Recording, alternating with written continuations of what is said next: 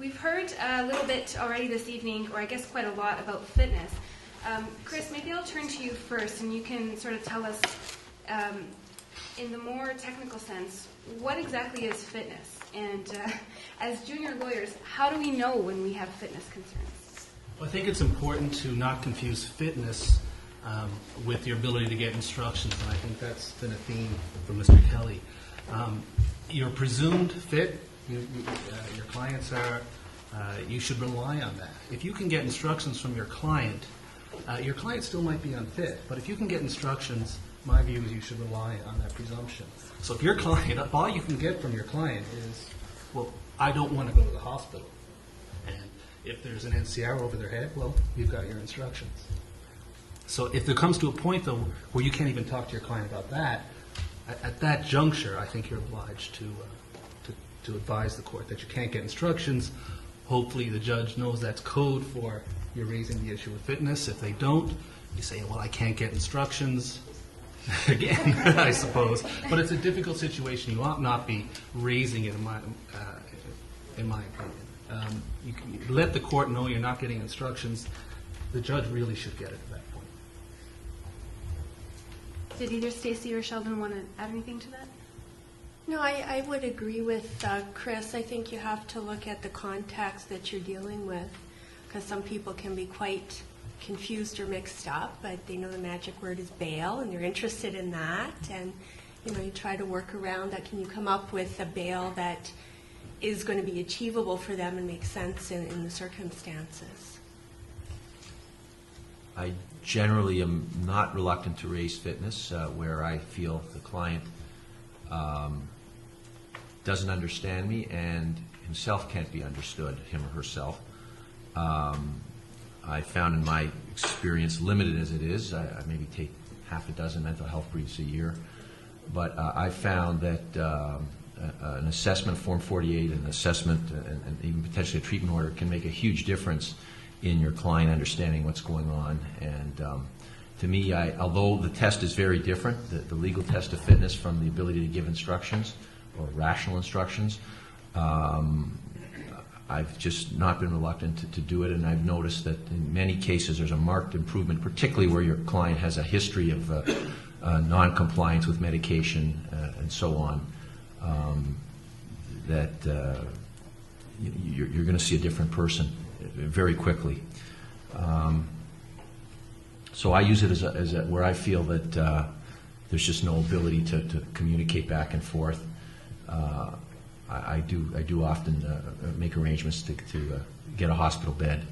Court support, health support staff are extremely helpful when the time is. There are always risks, but again, it's just a call I usually make in favor of having a person with particularly when there's a history there to be treated. I'd say before you get to that question, the most important thing, and it's an obvious with any client, mental health or not, you've got to get to know your client. And you got to get to know your mentally ill client. Some mentally ill clients are fine with treatment. It makes your job so much easier. So then raising fitness is not such a big deal. If they fully understand they could go to the hospital and be forced to take treatment, if your client's okay with that, you can be a little freer, I think, with potentially raising fitness or any other hospitalization issue. But if your client is adamantly opposed to it, you need to know that and govern yourself accordingly. I mean, each case is obviously different, but you need to respect their wishes and don't condescend, don't be paternalistic. Go through it even if you know they're not understanding, because my experience is they'll appreciate it. They know when you're condescending, and they know when you're respecting them. So, Stacey, let's say you're in court, you're dealing with a client, you are having some fitness concerns, you raise those concerns, and the accused is then assessed by the in-court psychiatrist who comes back and says, this person's perfectly fit. You still can't get instructions after that. What do you do? Well, sometimes the staff duty counsel will find private counsel to deal with the person, but if we're left with a file, because sometimes it's a matter of how much time do you have to spend with the particular person. and that can obviously vary from day to day depending on the workload that we've got. And fitness does fluctuate. I think I had a couple of colleagues who were dealing with someone one day, and they were having real trouble with someone who could answer the tailored test questions, but they weren't adequately getting instructions. A couple of days later, someone else spoke to them, and they were able to wrap their head around the issue of, in this case, it was bail, and come up with some terms that made sense for these particular allegations for this person that were achievable. So certainly, I think persistence is one of the important things. Like Chris says, you need to know the person and know what can they do, what can't they do. And again, keeping in mind sometimes, with a short remand, you may come up with someone who's doing better. Or as Chris said, if you've got someone who's perhaps amenable to some sort of treatment, you can contact, assuming they're in custody, the custodial facility they're at, speak to the social worker there if they were inclined to take some medication voluntarily. Again, sometimes that can improve the instructions or your ability to get instructions from the person. If anyone else has comments? Well, no instructions, if they're fit, means they're pleading not guilty. You better get them a trial date as quickly as possible. Obviously, a short remand to deal with bail. Maybe they'll reconsider what they want to do, but it shouldn't be weeks of remands before you even consider going to setting a trial date. You start that process. Don't get locked in a court where that can't even start, because no instructions is a presumption of a not guilty plea. You got to help them with that. That's your job.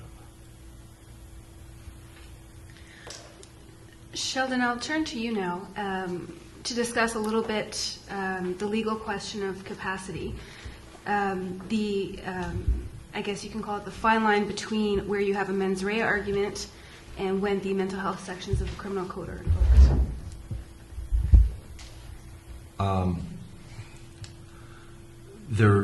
It is always open to defense in raising mental health issues after the course of a trial, usually, to argue the normal mens rea issue.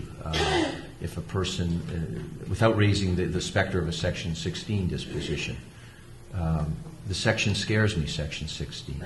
NCR to me, I tell clients, means no chance of release in many cases. It's dangerous. It should be an offense, not a defense. Many Crowns insist on it over my objections, strenuous objections, as was averted by two other members. It's not the offense that will be looked at later at the ORB. It's the future prediction of substantial risk to the public. Different test, a different board, a different Crown, a different everything. So it is a very difficult. Most of my fights with Crowns are over that. And so one way of avoiding it, if it's obvious that your client insists on going through the trial process, and is to argue traditional automatism, mental incapacity. If it's a specific intent offense, he was incapable of informing the specific intent required for the Crown to prove the guilt. Those are all legitimate, normal, open defenses, which apply equally to mental health and non-mental health. But in mental health cases, it's often an easier defense to bring. You'll have medical evidence and you'll have experts to substantiate it. Frankly, I've very rarely done that. It's pretty tough to get away with it, but it's there.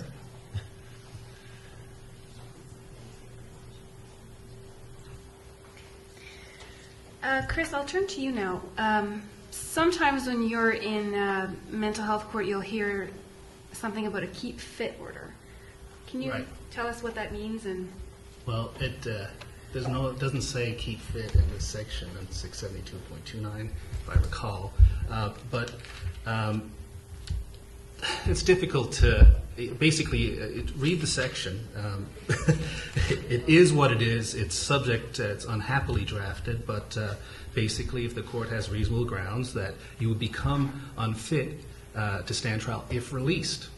There's not much case law on what that means. What do you mean? If released into the community? If released from the jail? If released from the hospital? Generally speaking, if you can convince a judge that they need to be in a hospital environment, And you get a doctor, some sort of a report that will say, well, yes, he needs to stay there, otherwise he's likely to be unfit. By the time we get around to trial, you'll get the order. I don't know if there's anything remark about that, unless you think I'm missing something.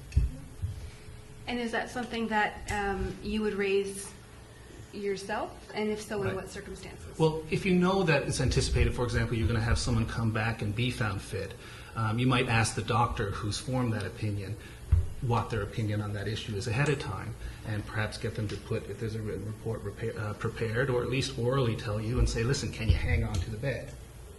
And so that's something that does require, you don't want to wait until the day and suddenly your client, who's been in the hospital for 30 days or whatever, they've lost their bed and then they got to go back to jail for 7 or 8 days. Now the question is whether it's lawful to send it back once there's a keep fit order, but that's a separate opinion. But preemptively, there are steps that can be taken to prevent your client going back to jail. And so you've touched on something that maybe I'll put to Stacy, which seems to be is the lag time in between getting an order of that nature and when the client can actually get to a bed. Does that issue come up often, and what are some tips for how counsel can deal with that? Yeah, it does come up quite a bit. Actually, I think all the time when there's a treatment order in the works, there's usually, I mean, I don't know about the outlying courts or outside Toronto, but in 102 we've got a liaison from CMH who give us a bed availability estimate, which obviously varies from time to time. Obviously, it's really prejudicial to your client if they're so unwell, the court feels that a treatment order is appropriate and necessary today, but they're going to be sitting in Vanier or the Don jail for a week, 2 weeks, 3 weeks, possibly more, before they get to a hospital bed. Sometimes, I guess there are several ways to approach it. One, obviously, if you know the delay is really long, you fight the treatment order as best you can. Unfortunately, once they're found unfit, there are very limited options, and it's treatment order or off to the review board.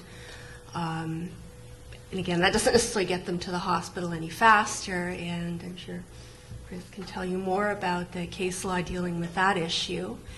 I know recently they've tried to deal with issues of out-of-custody treatment orders, because if you look at the code, and unfortunately I can't give you the section off the top of my head, but certainly the presumption is out of custody.